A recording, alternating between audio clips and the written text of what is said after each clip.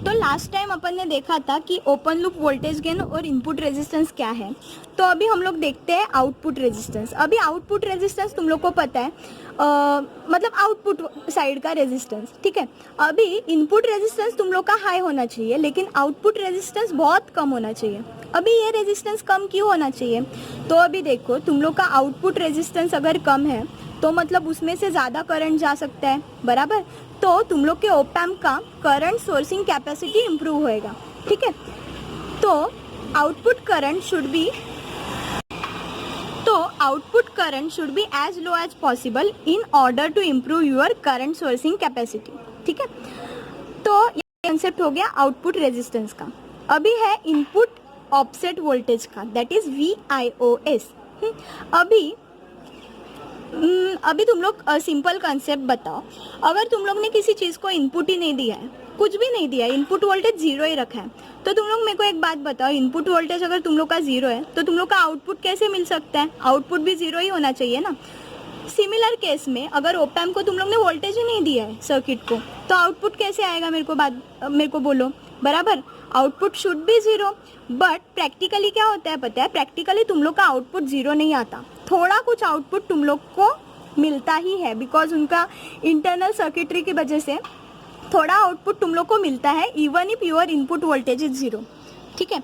तो अगर मेरे को मेरे ओप एम्प का आउटपुट वोल्टेज किसी भी हालत में 0 बनाना है, मतलब मैं बोलूँगी कि मेरे को प्रैक्टिकल का कुछ रीज़न नहीं चाहिए, मेरे को मेरा आउटपुट वोल्टेज 0 बनाना ही है, तो मैं क्या करती हूँ पता है? A small amount of input is applied to op amp, ठीक है। एक छोटा सा इनपुट वोल्टेज देती हूँ जो आउटपुट वोल्टेज को बैलेंस करके 0 बना दे, ठीक है।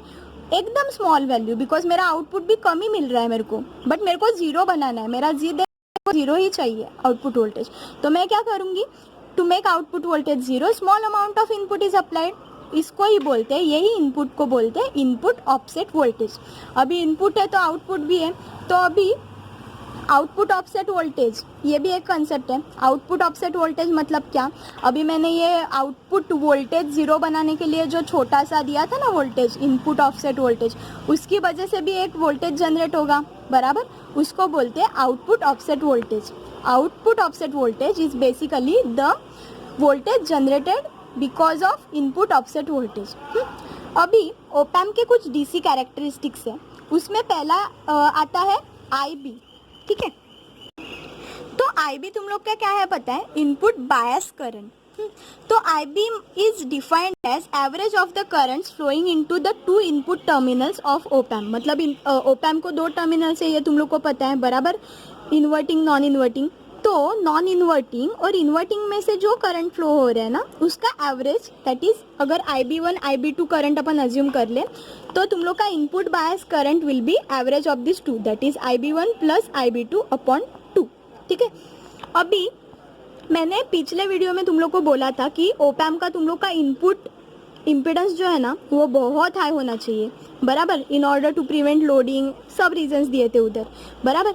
तो अभी अगर मेरा रेजिस्टेंस बहुत ज़्यादा है मेरे ओप एम्प का, तो उसमें से करंट बहुत कम फ्लो होएगा, बराबर। आइडियली 0 करंट फ्लो होना चाहिए उसमें से, बराबर। इसके लिए हम लोग बोलते हैं कि IB ideally should be 0, because ideally मेरा इनपुट इम्पिडेंस इनफाइनाइट है, तो उसमें से करंट जाना ही नहीं चाहिए।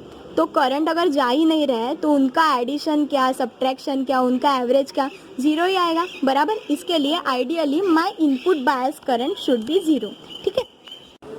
अभी नेक्स्ट है मेरा इनपुट ऑफसेट करंट, इसको IOS ऐसा भी बोलते हैं, ठीक है। It is what basically algebraic difference between the current flowing into inverting and non inverting terminal, मतलब IB1 माइनस IB2। अभी याद रखना, IB1 जो है ना, वो current flowing through non inverting terminal है, मतलब प्लस वाला जो टर्मिनल होता है ना ओप एम्प का, उसमें जो करंट जा रहा है वो IB1 है, और जो इन्वर्टिंग है, मतलब माइनस वाला टर्मिनल है, उससे जो करंट फ्लो हो रहा है वो है IB2। तो इनपुट ऑफसेट करंट क्या है? इनका बीच का डिफरेंस है, ठीक है। अभी हम लोग देखेंगे CMRR, ये भी बहुत बार तुम लोग ने सुना रहेगा, CMRR, that is what, common mode rejection ratio. अभी CMRR क्या होता है तुम लोग का? तो ये common mode rejection ratio basically क्या बताता है पता है? It is the indication of how well your op-amp is rejecting common mode signals. अभी तुम लोग पूछोगे ये कॉमन मोड सिग्नल्स को रिजेक्ट क्यों करने का है, तो कॉमन मोड सिग्नल्स मतलब क्या पता है तुम लोग का, जो नॉइस होता है ना सर्किट में, वो कॉमन मोड सिग्नल है। मतलब कभी कभी आउटपुट नहीं आता, वो नॉइस की वजह से सब होता है, आउटपुट नहीं आता प्रॉपरली, बहुत सारा। तुम लोग ने CRO हैंडल किया होगा तो उसका वेवफॉर्म सेट करते टाइम याद है वो नॉइस आता है, वेवफॉर्म डिस्टॉर्ट हो जाता है। तो ये सब अपने को नहीं चाहिए ना, अपने को प्रॉपर चाहिए सब। इसके लिए ज़्यादा से ज़्यादा हम लोग ट्राई करते हैं कि मेरे को नॉइस चाहिए ही नहीं मेरे सर्किट में, ठीक है। तो CMRR is indication of that.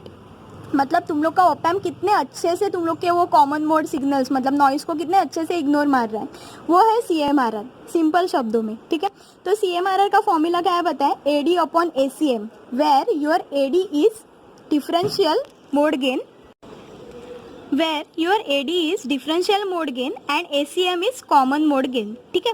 तो तुम लोग का जनरली CMRR जो होता है ना वो बहुत हाई होना चाहिए। मतलब वो डेटा शीट में देखते हैं ना अपन कोई भी कंपोनेंट चूज करते टाइम, तो उसमें देखने का CMRR हाई मतलब तुम लोग का ओपैम्प बेटर है, ठीक है। अभी CMRR हाई क्यों होना चाहिए, अभी CMRR अगर तुम लोग का हाई होगा तो मतलब तुम लोग का ACM लो रहेगा, मतलब कॉमन मोड गेन लो रहेगा। अगर तुम लोग का कॉमन मोड गेन लो है मतलब क्या, तुम लोग का ओपैम्प जो है वो बहुत अच्छे से नॉइस को इग्नोर मार रहा है, ठीक है, नॉइस को रिजेक्ट कर रहा है बहुत अच्छे से। तो इसके लिए तुम लोग का CMRR होना चाहिए बहुत हाई, ठीक है। अभी हम लोग देखेंगे PSRR, that is power supply rejection ratio. तो ये डिफाइन होता है PSRR is equal to delta VIOS upon delta V। PSRR should be as small as possible.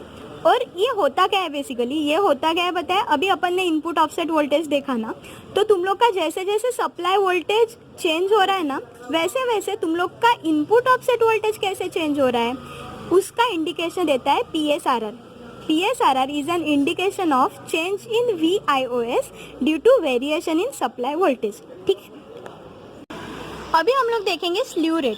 Slew rate क्या होता है पता है, ये एक ओपैम्प के AC कैरेक्टरिस्टिक्स का एक हिस्सा है slew rate.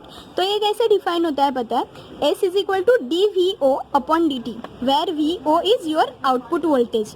Sleeve rate simple terms में maximum rate of change of output voltage per unit time. मतलब जैसे जैसे तुम लोग का टाइम जा रहा है ना, वैसे वैसे तुम लोग का आउटपुट चेंज हो रहा है या नहीं। मतलब अभी एक टाइम पे कुछ और था, दूसरा अगर टाइम थोड़ा चेंज हुआ तो तुम लोग का आउटपुट भी चेंज होना चाहिए ना। तो आउटपुट कैसा चेंज हो रहा है, मतलब अगर तुम लोग का टाइम रैपिडली चेंज हो रहा है, वैसे वैसे तुम लोग का आउटपुट रैपिडली ही चेंज होना चाहिए ना। तुम लोग का ऐसा नहीं होना चाहिए कि हाँ चलो मेरा अभी टाइम चेंज हुआ, अभी देखते हैं मेरा आउटपुट कितना टाइम बाद चेंज होता है, मेरे को थोड़ा वेट करना पड़ेगा, फिर मेरा आउटपुट आएगा, है ना, फिर मैं देखूंगी आउटपुट। ऐसा नहीं होना चाहिए। टाइम चेंज हुआ इंस्टेंटली मेरा आउटपुट चेंज होना चाहिए, मेरे को वेट नहीं करना पड़ना चाहिए, है ना। तो ये बेसिकली स्लीव रेट बताता है, ठीक है। It describes the capability of op amp to change its output rapidly. अभी मैंने ये एक्सप्लेन किया कि कितना फटाक से वो आउटपुट चेंज कर पा रहा है तुम लोग का ओपैम्प, ठीक है। स्लीव रेट क्या करता है पता है, slew rate also decides maximum frequency which can be amplified without any distortion. अभी स्लीव रेट कैसा होना चाहिए, हाई होना चाहिए या लो होना चाहिए, तो slew rate should be as high as possible, ठीक है। बिकॉज अगर तुम लोग का स्लीव रेट हाई है तो मतलब क्या, तुम लोग का स्लीव रेट हाई मतलब तुम लोग का आउटपुट वोल्टेज है ना वो फटाफट चेंज हो रहा है। मतलब जैसे जैसे टाइम जा रहा है तुम लोग का आउटपुट वोल्टेज उतना फटाक से चेंज हो रहा है। इसके लिए तुम लोग का स्लीव रेट हाई होना चाहिए, बिकॉज हम लोग को आउटपुट के लिए वेट नहीं करना पड़ना चाहिए, बराबर। जैसे जैसे टाइम जा रहा है फटाफट तुम लोग का आउटपुट चेंज होना चाहिए। इसके लिए your slew rate should be as high as possible, ठीक है।